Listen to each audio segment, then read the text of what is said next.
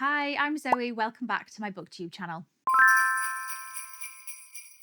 I cannot believe we're already at that time again where it's time to wrap up what I read last month. We are now in December. I cannot believe it. My November reading was honestly a little bit of a mixed bag. I read a lot in November, but I didn't actually finish a lot of books. I only have 4 books to talk to you about today, but I did read a lot in November, so I'm trying not to let the numbers bother me, knowing that I only finished 4 books. I did read a lot. I'm in the middle of several books, which we'll get to at the end. I feel like this is always the case for me towards the end of the year. I do tend to slow down a little bit with the darker nights, and we've had some house stuff going on, so my evenings haven't been as dedicated to reading as I would like them to be, but that just means all the more finished books in December. It's the plight of being a mood reader, I feel, is lots of unfinished books all of the time. But for now, I have 4 books to talk to you about today, and I'm really excited to share them all with you. Do make sure to like this video and subscribe if you haven't already, so you can be notified when I upload more book-related videos. I'm really excited to have you here. Thank you so much for the support of my last few videos. Let's get into my November wrap-up.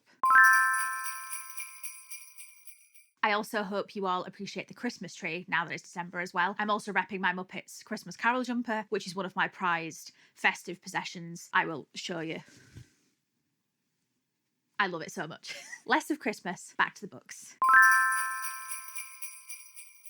The first book I finished in November is Wisteria by Adeline Grace. I have spoken about this series tons recently. I think just with the time of year, Belladonna is such a fantastic fantasy read to get you in the sort of mood in the darker months, I guess. But Wisteria is the final installment, and I finally read it, and I had a really great time. I was really glad to be back with the couple that we follow in this, with those characters. I really enjoyed their story as kind of like a spin-off from the original couple in book 1. I really enjoyed that. It wasn't something I was anticipating really when I started, and this was just a really fantastic way to end this series. I've already started Holly, which is a Christmas spin-off off the back of this series. Christmas is quite an important part in all of the books in this series. We do get sort of a little bit of Christmas in all of them, so Holly kind of feels right, to be honest. But in terms of Wisteria, this was really fantastic. I am sad to be leaving this world. I think it's why I put it off for so long, but I was really pleased with how this wrapped up. I think the author did a really great job of kind of bringing together all of the different storylines. For me, a satisfying ending anyway. If you want to know more about Belladonna, I have mentioned it in a recent video, so I will make sure to tag that somewhere up there for you if you are interested to hear a little bit more about this series. A very quick overview would be kind of darker fantasy. It is young adult, and it's kind of like gothic. It kind of gets cozier as the books go on, and the first book is a murder mystery. It's like as one of the plots. So I think this is definitely a series that's worth a go, and I'm excited for Adeline Grace's next book. Was talking about it at her event for Holly. She's venturing into the world of adult fantasy, so I'm really excited for that. Next up is an audiobook. I finished Dungeon Crawler Carl book 5, which is The Butcher's Masquerade.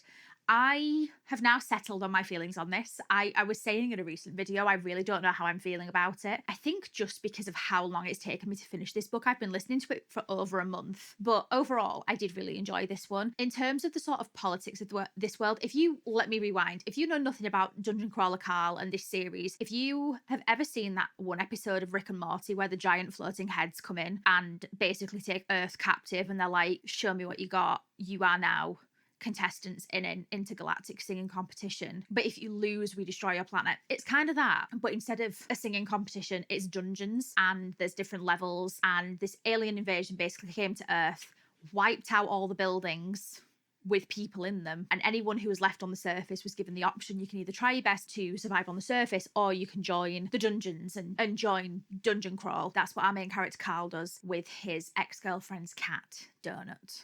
Princess Donut, if you will. Book 5, we are well into the levels by now. The dungeons are getting more interesting. The politics is becoming more relevant and more present as well, I'd say. I think the politics are definitely playing a larger part in the decisions that Carl makes and what he does with the group that they're kind of with at this point. There were some bits in this where I don't want to say I was bored, because I don't think I was. I think it was just becoming a little bit repetitive, which is going to be the nature with a book like this, where it is a little bit episodic. But I do think overall, this was a really strong book, and I enjoyed it. And I'm very nervous and excited for the next one, because as always, with all of these books, the end of each book has some really shocking reveals that kind of get you amped and ready for the next one. And the reveal at the end of this one had me clutching my pearls if I owned pearls. So I'm very excited for that one.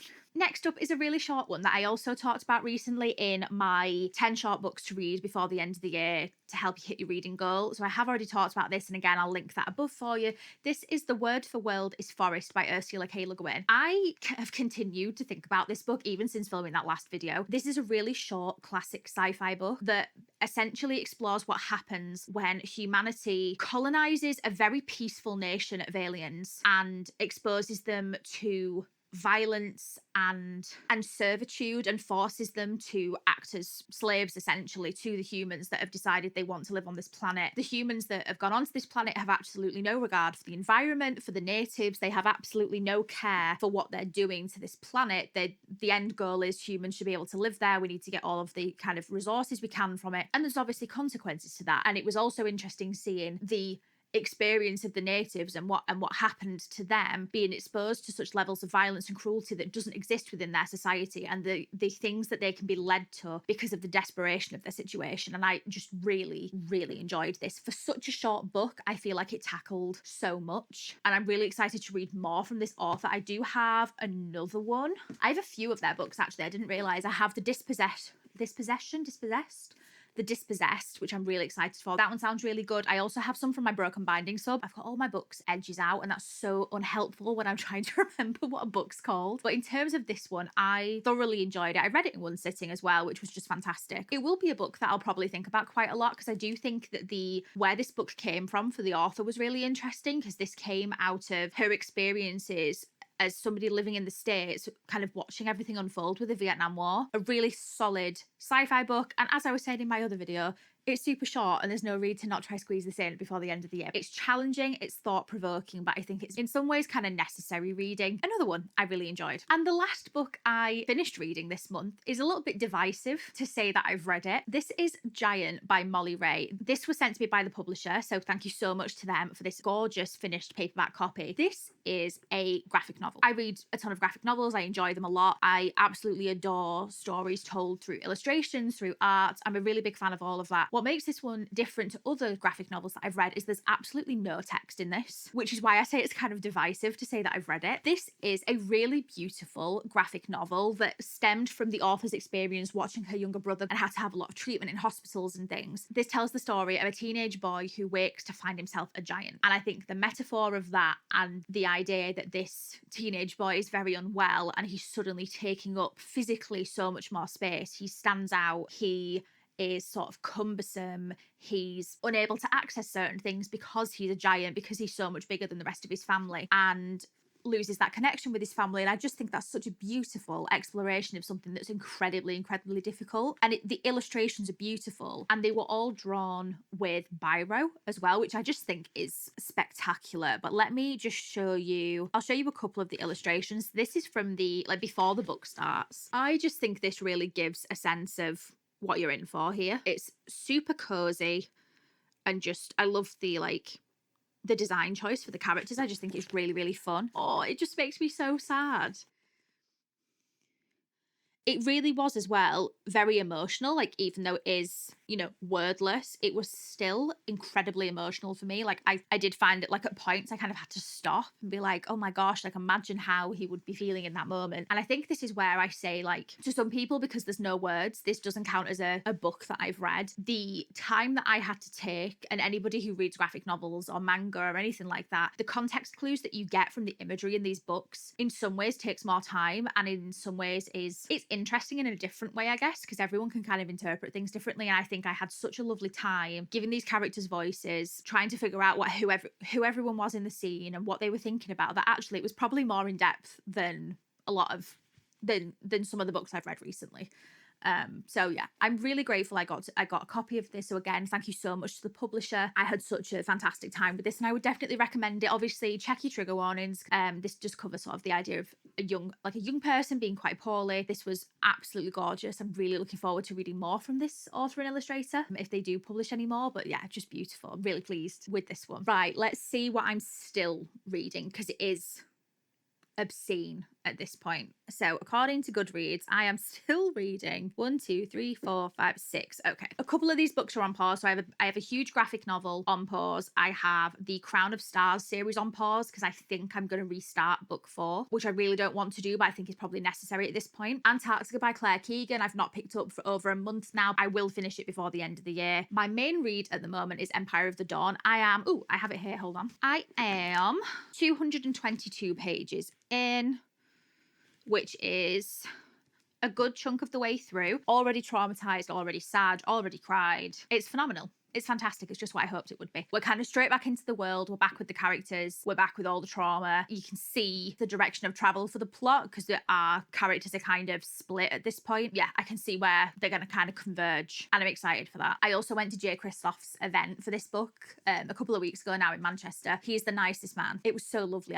If I've got a picture, I'll insert it. But it was really lovely to meet him. Definitely a highlight of November. Another book I'm reading, so I have an e-arc of this, which I'm really late on at this point, which is anyone surprised? No. The Second Death of Locke. I am devouring this. I'm enjoying it so much. It's such a good book. The yearning is real. I love the mage and the knight, like that whole vibe. I love that him as a mage, he is reliant on her as a knight to kind of be his well of magic. Like I love that there's that kind of, I say forced reliance. They've not forced it on each other. They've kind of just, that's how they are. But I do love that. I like where I can kind of see the plot going, and where I left it, I had to leave it, was quite an exciting turning point. So I'm excited to carry that one on. I'm also reading a dystopian fiction book that was sent to me by the publisher. I'll put a picture of the trade cover on screen. I'm really enjoying this. It's a dystopian fiction about a man who is offered the opportunity to be cryogenically frozen after he finds out that he's terminally ill. Really interesting concept. Already know it would not be for me, could never be for me, but an interesting concept nonetheless. I'm really excited to see how this one finishes up, really, and kind of what life looks like for him out there, like discovering a world however many decades later. I think that's really exciting. One book that I've not put on Goodreads yet. I, like many of us, I'm sure, have been seeing tons and tons of clips for the Heated Rivalry series. I don't know when we're going to get access to that in the UK. We get everything late. I felt like I was in a position where I had to find out where this series came from. Discovering this book series, I was like, okay, I need to lock in and read this book series. So I have started the first book. I'm not too far into it. I'm enjoying what I'm reading. I can see where we're going with this, but I just want to get through this first book so I could read the second one, which is where the series starts off. It is those two characters from the second book in the series, and I am so excited. I am a sucker for romances in general. I have dabbled in the sports romance subgenre in the past. It has grown to not be a favourite, like longer term, but hockey romance, I'm kind of back in the game. You have me interested again. You have my attention. I'm excited. That is all the books I read in the month of November. I am so excited to finish up that long list of books that I just said in December, as well as get to some other books as well. I'm hoping to squeeze in a couple of seasonal reads as well, because I think that would be really nice. Let me know in the comments what your favourite book was that you read in November. I'd be really excited to hear what you're also thinking of reading in December as well. If you've got any festive recommendations, do leave those below. Any genre. I'll give anything a go once. I hope you had a wonderful November. I hope you have a gorgeous December ahead of you. If you enjoyed this video, please do remember to like and subscribe so that you can be notified when I upload my next video. In the meantime, happy reading. I'll see you in the next one. Bye. Can't believe I only put lights for half my tree. Look at that. You can literally see, where is it? Where the lights stop. Me, get the 20-meter lights. He was right, but I don't want to tell him that. Oh, let's get this done.